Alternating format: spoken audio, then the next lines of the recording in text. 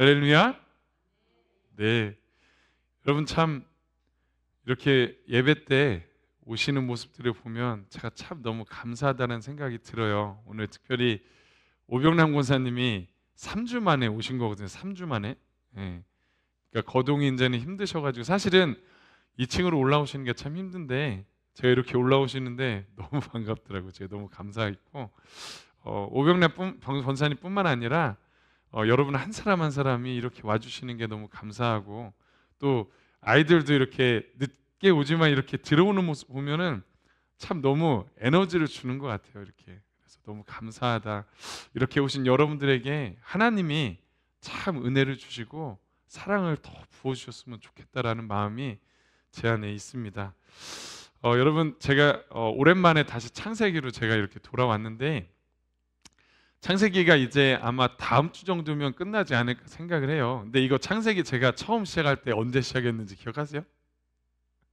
잘 모르시겠죠? 하도 오래돼가지고 제가 이렇게 찾아봤더니 7월 셋째 주, 작년 7월 셋째 주에 시작을 했더라고요. 그러니까 지금 거의 10개월이 된 거예요. 10개월 동안 창세기 50장까지니까 이게 이렇게 가다 보니까 이 정도 걸리는구나. 저도 이제 이렇게 느끼겠더라고요.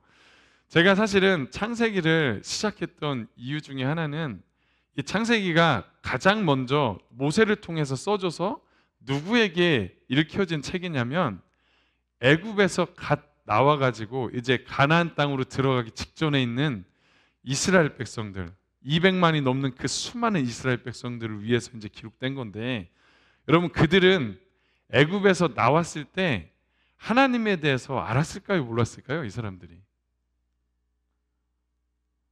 사실 잘 몰랐어요. 거기에서 있으면서 그냥 전해 들은 것뿐이 계속해서 전해 들은 것뿐이지 하나님이 어떤 분인지를 잘 그들이 몰랐단 말이에요. 그래서 모세를 통해서 하나님이 창세기, 출애굽기, 레위기, 민수기, 신명기 이 책들을 가지고 하나님에 대해서 가르쳐 주시는데 특별히 창세기는 뭐 1장부터 11장의 일반 역사도 있지만 그들의 선조인 아브라함부터 요셉에 이르기까지 쭉 이야기하면서 그들 가운데 나타나셨던 하나님이 누구냐, 하나님의 어떤 성품과 하나님의 속성에 대해서 계속해서 가르쳐 주시는 책이거든요. 그래서 오늘도 우리가 48장을 같이 읽었는데 이 책을 통해서 하나님이 누구신지 우리 하익교회 성도님들이 깨닫는 시간 되시기를 주님의 이름으로 축복합니다. 우리 같이 먼저 볼 때 우리가 48장을 다 읽진 않았잖아요. 근데 48장하고요 49장까지 이렇게 보면 무슨 내용이 나오냐면 야곱이 이제 임종 직전에 있어요. 임종 직전 이제 수술을 다 하고요 이제 죽기 직전에 요셉도 찾아오고 아들들도 다 불러가지고 이제 마지막 이야기를 하면서 그들에게 기도하는 장면이 48, 49장이거든요. 그래서 우리가 먼저 1절을 한번 같이 다시 한번 1절이 아니군요. 요거는 좀 이따가 다시 읽고 1절에 보면 아버지 야곱이 병들었다는 얘기를 이제 요셉이 전해 드려요. 여기 보면 일 후에 하면서 아버지가 병들었다는 얘기를 이제 요셉이 듣고요. 요셉이 혼자 가지 않습니다. 아들 둘을 데리고 가요. 첫째 므낫세, 둘째 아들인 에브라임을 데리고 야곱에게 가는 거예요. 그게 왜 불렀냐 하면 야곱이 이제는 진짜로 나이가 이제 다 들어서 오늘 요셉이 왔을 때 그러잖아요. 힘을 내서 병상에 앉았다고 할 정도로 이제는 오늘 내일 하는 거예요. 오늘 내일. 그래서 요셉이 빨리 갔어요. 가가지고 이제 딱 갔는데 여러분 이 지금 우리가 읽었던 48장을 그냥 읽으시면 안 되고 어떤 관점으로 읽으셔야 되냐면 제가 좀 전에도 얘기했지만 야곱이 이제는 죽기 직전인 거예요. 죽기 직전. 여러분 임종하기 직전에 사람들이 하는 이야기들이 있잖아요. 가족들이 모였을 때 물론 가족들을 못 보고 돌아가시면 어쩔 수 없지만 가족들을 다 모아놓고 임종 직전에 이야기를 한다면 무슨 얘기를 할까? 여러분들 한번 상상을 한번 해보세요. 여러분들이 제가 볼 때 여러분들은 한참 남았어요. 지금 많이 사셔야 되는데 여러분들이 이제 곧 죽는다고 생각하시고 자녀들이 다 이렇게 제 앞에 모여 있다고 한번 상상을 해보시고 그럼 나는 이들에게 마지막으로 무슨 얘기를 할까? 무슨 얘기를 할까 한번 생각해 보시라는 거예요. 박영미 간사님 혹시 한번 생각해 보셨어요? 이제 곧 돌아가시는데 자녀분들 다 모아놓고 임종 직전에 있어요. 권사님 무슨 얘기를 해주고 싶으실 것 같으세요? 특별히 우리 어르신한테.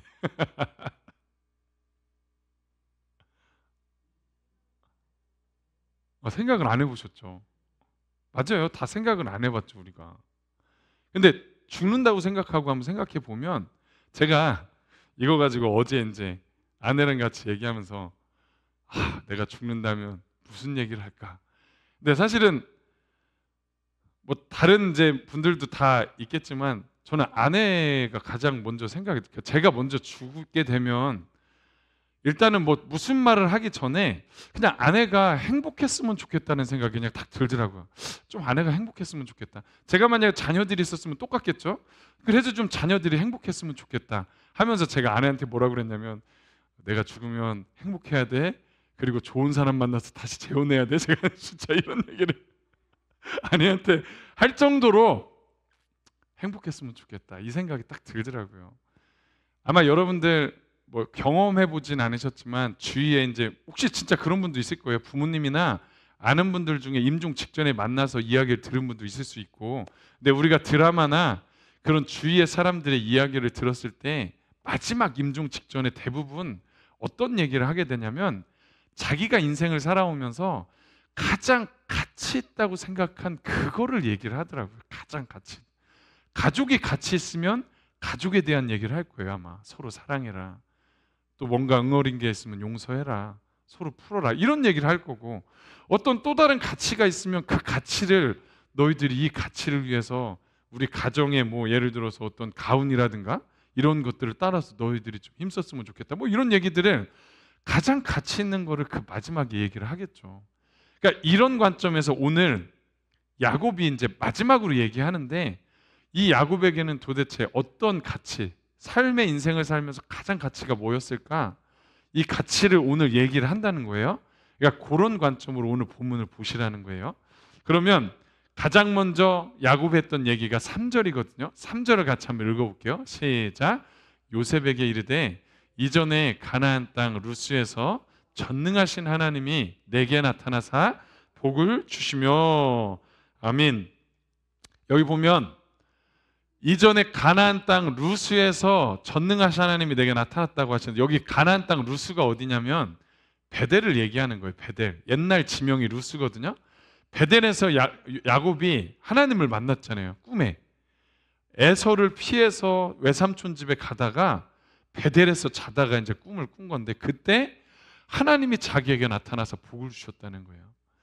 여러분, 이게 다른 말로 해서 무슨 얘기냐면요, 이때 하나님이 자기의 삶에 들어오셔서 개입하시기 시작하셨고 자기의 삶에 함께 하셨다는 얘기를 지금 하고 있는 거거든요.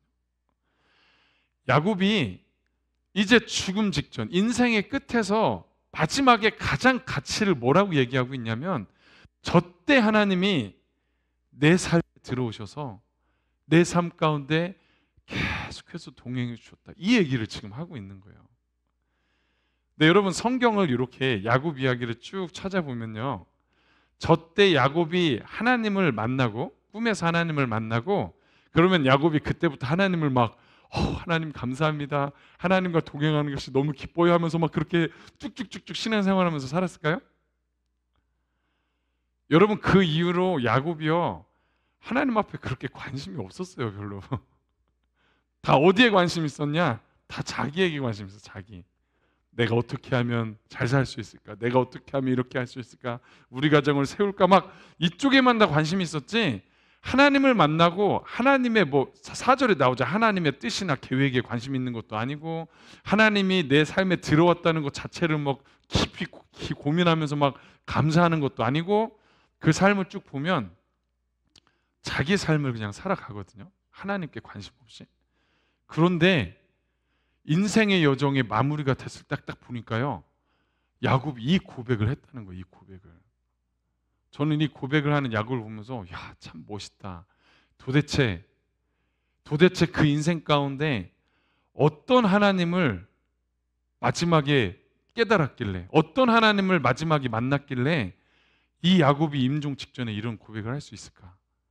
사랑하는 우리 하이교회 성도 여러분, 여러분들의 인생에서 오늘 야곱이 고백한 하나님을 여러분들의 삶에도 고백하게 되기를 주님의 이름으로 축복합니다. 오늘 말씀을 야곱이 경험한 하나님에 대해서 좀 두 가지를 오늘 본문에서 같이 볼 텐데, 그걸 통해서 여러분들의 삶에서도 그 하나님이 깨달아졌으면 좋겠어요. 여러분들이 경험했으면 좋겠어요. 그 은혜가 오늘 말씀 가운데 있게 되기를 축원합니다. 여러분, 야곱이 첫 번째로 야곱이 이렇게 하나님의 은혜를 고백할 수 있었던 것은 어떤 하나님을 만났기 때문이냐면, 정말로 신실하시고 변함없는 그 사랑의 하나님을 경험했기 때문에 야곱이 오늘 이 고백을 하는 거예요. 우리가 말씀 하나만 볼게요. 창세기 48장 4절입니다. 읽습니다. 시작. 내가 이르시되 내가 너로 생육하고 번성하게 하여 내게서 많은 백성이 나오게 하고 내가 이 땅을 내 후손에게 주어 영원한 소유가 되게 하리라 하셨느니라. 아멘. 여러분, 이 말씀이 아까 창세기 베델에서, 그게 28장이거든요. 베델에서 만났을 때 하나님이 처음 야곱에게 하신 말씀이에요. 근데 이 말씀을 딱 야곱이 들었을 때요, 오 하나님 감사합니다. 제가 이 뜻을 위해서 열심히 살겠습니다. 이렇게 살지 않았어요, 야곱은. 제가 야곱의 인생을 좀 한번 이렇게 좀 진행대로 한번 보면 어떤 인생을 살았냐면, 저기가 28장에 베델에서 하나님을 만난 야곱이거든요. 베델에서 만난 야곱이 하나님을 꿈에서 만난 다음에 하나님 앞에 뭐라고 기도하는지 아세요? 하나님, 제가 이 길에서 안전하게 도와주세요. 생존에 대한 기도를 해요. 그리고 먹을 것과 입을 것이 떨어지지 않게 도와주세요. 근데 저 같아도 그렇게 기도하겠어요. 왜냐하면 지금 집을 떠나가지고 외산촌 집까지 가는데 무슨 일이 벌어질지, 자기가 거기서 생존할지 아닐지 모르잖아요, 사실은. 그러니까 지금 야곱이요, 하나님의 그 말씀을 들었음에도 불구하고 온통 무슨 관심이 있냐면 살아남는 것, 내가 먹고 입고 그 외산촌의 집까지 안전하게 가는 것, 이것을 막 기도하거든요. 생존에 관한 기도를 해요. 그 다음에 야곱이 이제 외삼촌 집에 가잖아요. 예산촌 집에 가서는 뭐에 관심을 가지고 있었을까요? 이겁니다. 재산. 계속 외삼촌의 양떼를 키면서 그 재산들은 막 늘어나는데 자기의 재산은 아무것도 없는 거예요. 자기 집을 세워나가야 되잖아요. 그죠? 이제 아내도 둘이 있고 자녀들도 있는데 이 가정을 세워나가야 되는 재산이 없는 거예요. 그러니까 그때부터 막 이제 외삼촌하고 막 경쟁하기 시작하잖아요. 막 그 자기 양을 뿌리려고 막 별의별 짓 다 하고 막 이러면서 삼촌하고 막, 그 다음에 삼촌으로부터 이제 막 독립하려고 하거든요. 막 이렇게 떠나서 어떻게 하면 영향력에서 벗어날 수 있을까? 막 이런 생각들. 여기에서 하나님의 약속을 생각하고 있었냐? 아니요. 야곱은 생각이 없었어요. 다 저기에만 막 몰입되어 있었지. 그러다가 하나님이 다시 가나안으로 가라고 하잖아요. 그때서야 가는데, 여러분 가나안 땅을 가면서 무슨 사건이 벌어지죠? 약복강가의 사건이 벌어지잖아요. 에서 때문에 이제 와, 나는 죽게 됐다. 거기서 이제 씨름하는 장면이 나오는데 거기에 야곱의 관심은 온통 뭘까요? 자기 안전, 자기 안이거든요. 그래서 자기 재산을 막 셋대로 나눠가면서 에서가 공격해서 자기를 칠까봐, 자기가 죽을까봐 뭐라고 하죠? 막 선물도 보내고 뭐도 보내고 나중에는요 자기 처자식을 자기보다 먼저 앞서 보냅니다. 그 정도로 야곱의 관심은요 자기 안전, 자기 안위, 어떻게 하면 내가 여기서 살아남을 수 있을까, 이런 어떤 모습들. 그 다음에 여기서 이제 하나님이 에서에서부터 살려주셨으면 이제 야곱이 어떻게 해야 되냐, 하나님의 말씀하신 그 가나안 본진으로 쑥 들어가야 되거든요, 살기 위해서. 근데 그 다음에 어디로 가는지 아세요? 세겜이라는 땅으로 가요. 세겜. 왜 세겜으로 가느냐? 세겜 성읍에서 장사하려고, 자기가 가지고 있는 걸 가지고 그 사람들하고 장사하면서 자기 재산과 부와 명예를 이제 다시 한번 막 이렇게 일으키려고 세겜으로 가요. 여러분 거기서 무슨 사건이 벌어지죠? 딸 디나 사건이 거기서 벌어지는 거잖아요. 거기서 이제 한번 딱 맞고 아유 안 되겠다.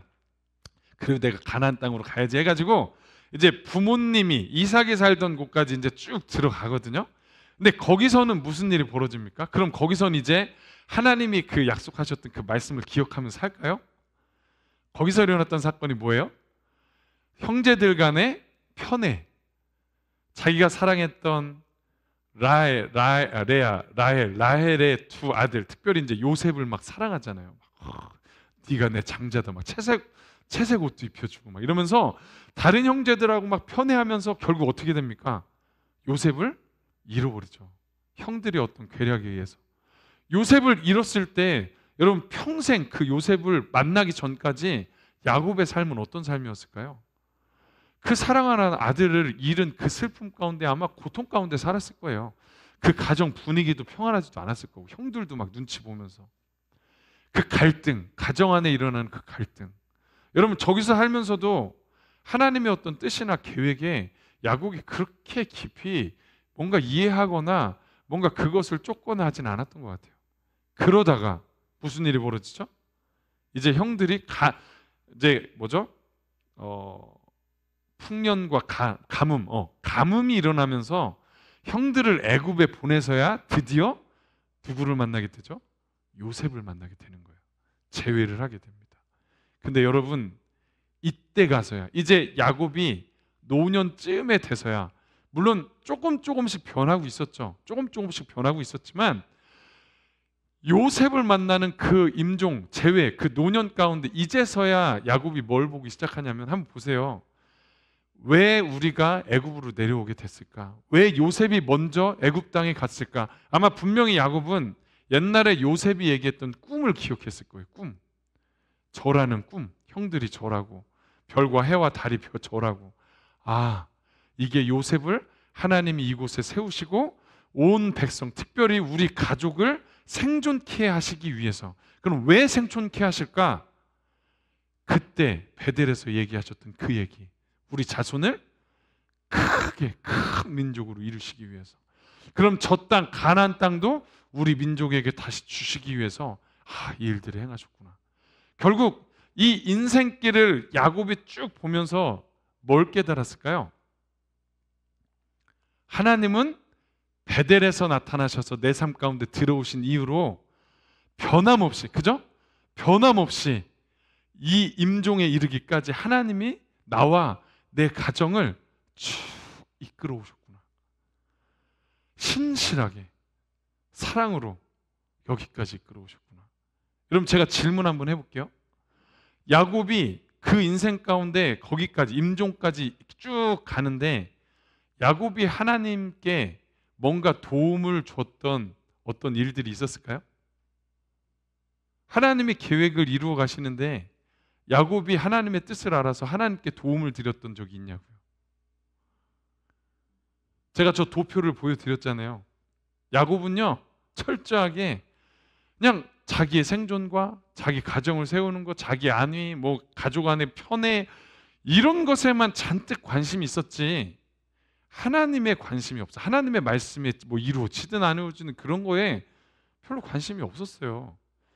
그런데도 하나님은요 그 야곱을 붙잡고 그때부터 끝까지 그냥 쭉 이끌고 가셨다는 거예요. 쭉 이끌고 가셨다는 거예요. 오늘 3절에 야곱이 아까 그 얘기 하잖아요. 베델에 서서 나타나신 하나님이 나에게 복을 주셨다. 이 얘기가 뭐냐면 나는 아무것도 한 게 없는데 하나님이 변함없이 신실하게 나와 내 가족들을 사랑하셔서 여기까지 인도해 주셨다. 이 고백을 하고 있는 것입니다.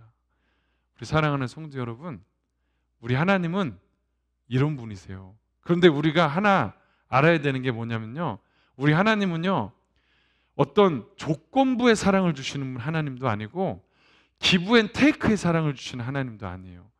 제가 옛날에 저는 그런 오해를 좀 했었거든요. 내가 열심히 뭔가를 해야, 내가 열심히 뭐 봉사도 하고 뭔가를 해야 하나님이 나를 좀 사랑하시겠지? 나에게 좀 이런 은혜를 주시겠지? 영적인 것들을 뭔가를 열어주시겠지? 근데 아니더라고요.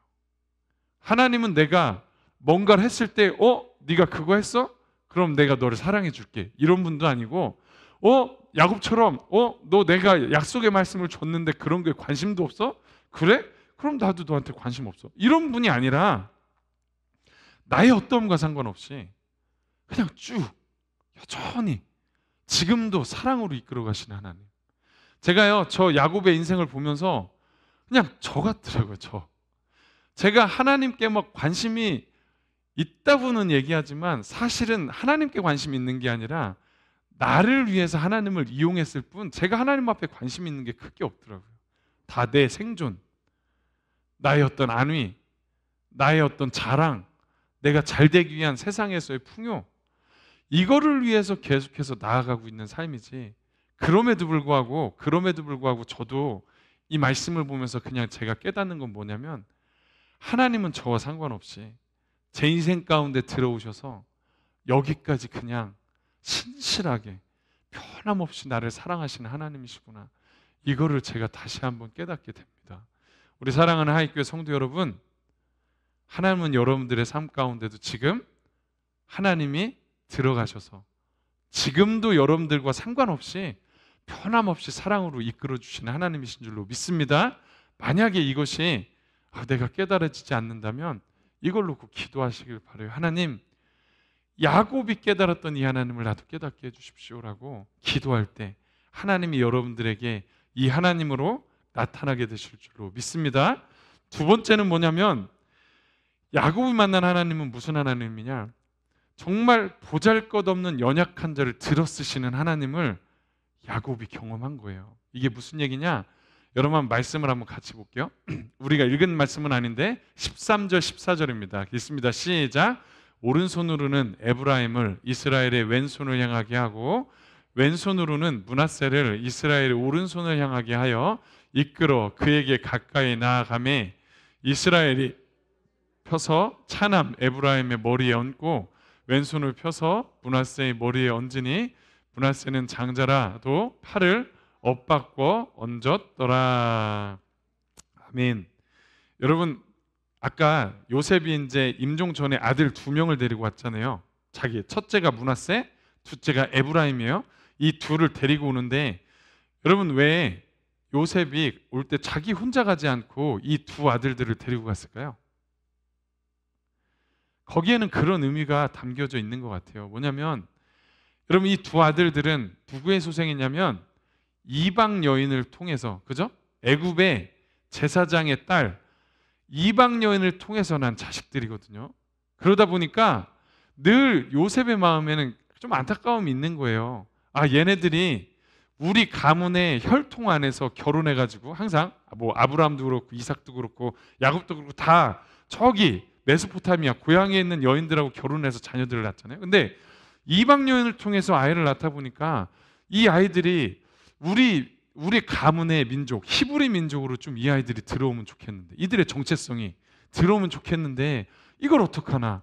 그리고 여러분 그렇잖아요. 우리 한국인들이 만약에 미국에 이민을 갔다고 했을 때 거기에서 자란 1.5세대들, 2세대들 그들은 어떻게 살아가냐면 이거는 한국 사람도 아니고 미국 사람도 아닌 것처럼 굉장히 애매하게 살아간단 말이에요. 그러니까 지금 므낫세와 에브라임 자체가 이건 하나님을 아는 히브리 민족도 아니고 그렇다고 완전히 이방의 이집트 사람도 아닌 애매한 상황. 근데 요셉은 어떤 마음이 있냐면 이들이 하나님을 아는 히브리 민족의 정체성을 가졌으면 좋겠는 거예요. 그러니까 두 아들을 데리고 왔는데 야곱이 아마 참 기똥차게 그걸 알았던 것 같아요.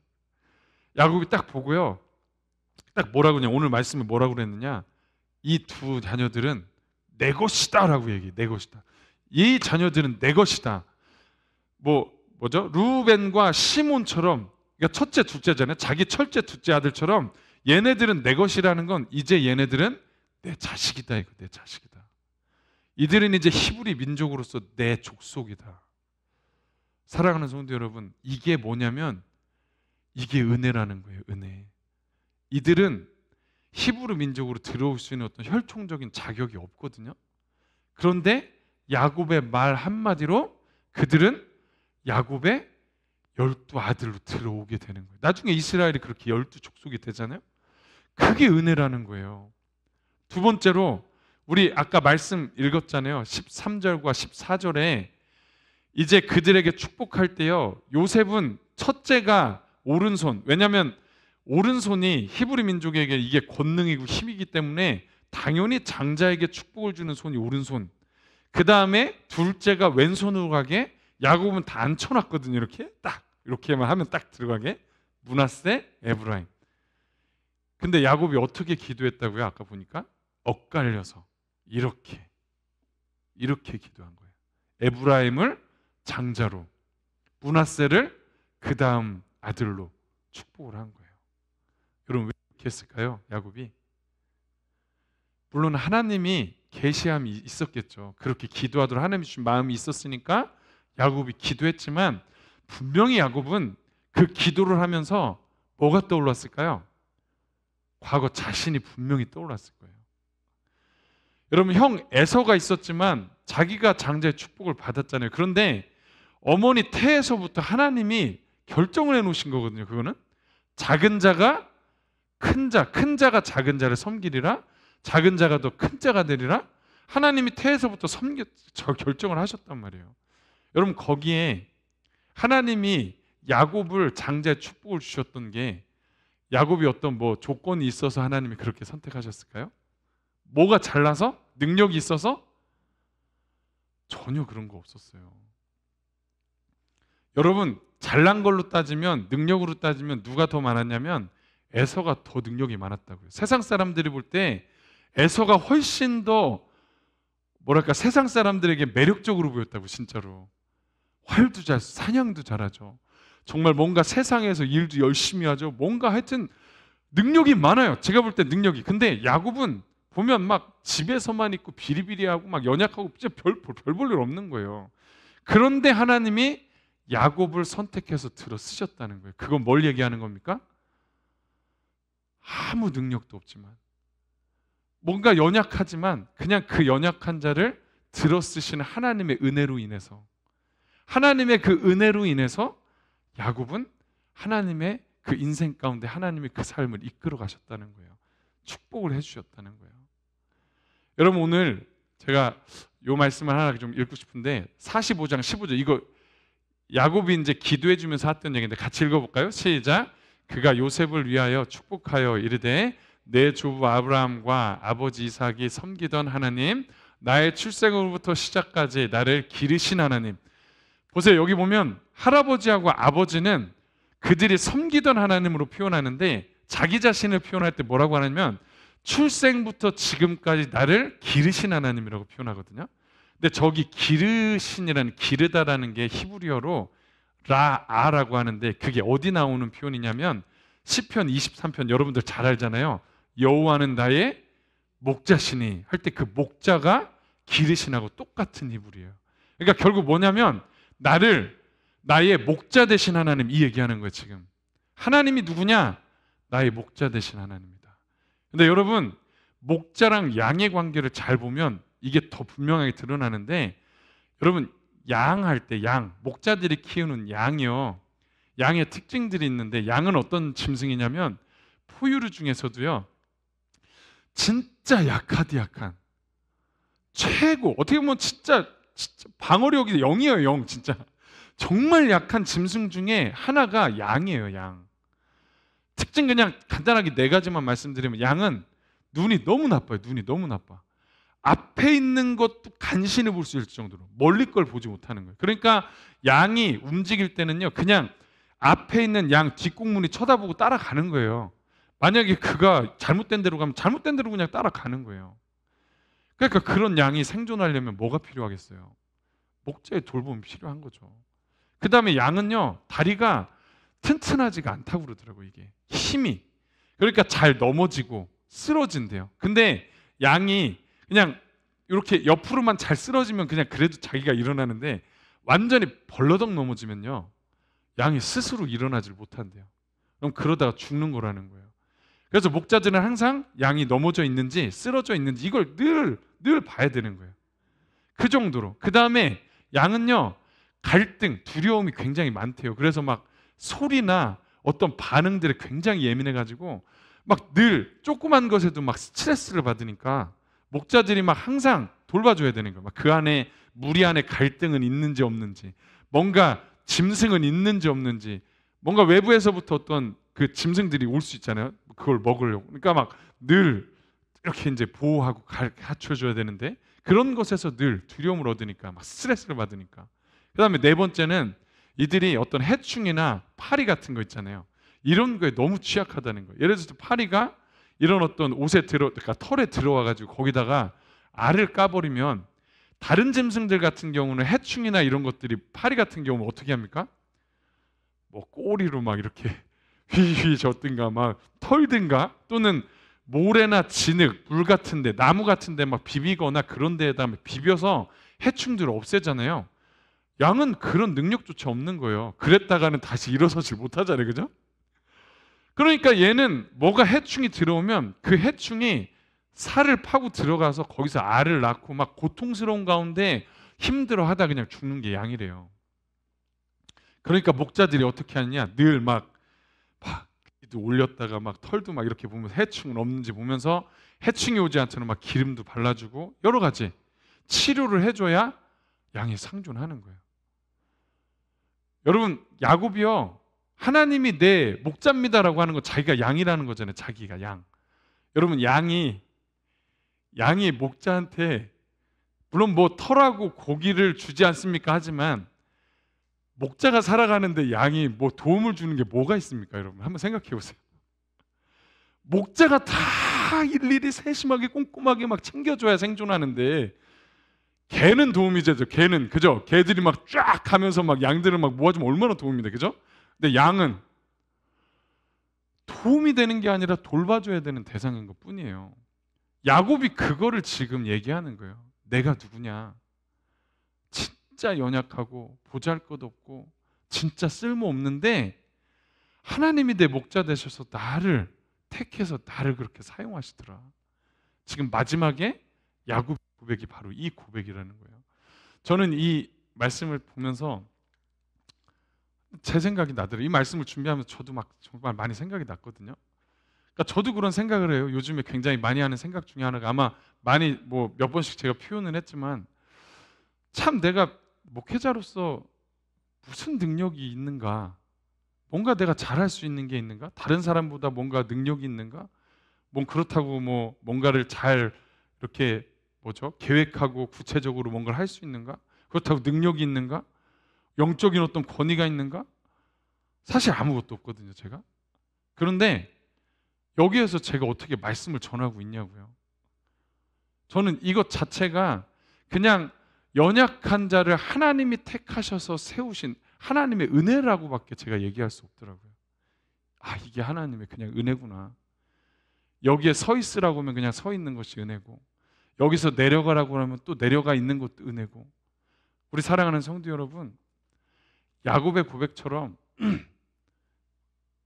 모르겠어요. 저는 그렇게 생각하는데 여러분, 저희는 하나님이 오늘 있잖아요. 이렇게 겹쳐서 이렇게 안수한 것처럼 하나님이 그냥 오른손을 원래 이쪽에다 딱 해야 되는 건데 오른손을 들어가지고 크로스 엇갈려서까지라도 저와 여러분들의 머리에 안수하시는 하나님, 이게 은혜잖아요, 그죠?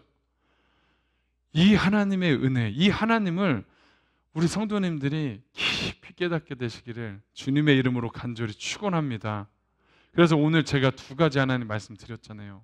변함없이 신실하게 끝까지 우리를 사랑하시는 하나님, 그 다음에 연약한 자를 들어 쓰시는 그 은혜의 하나님, 이 하나님이 우리 하익교회 성도님들에게 깊이 깨닫게 되시기를 주님의 이름으로 간절히 축원합니다.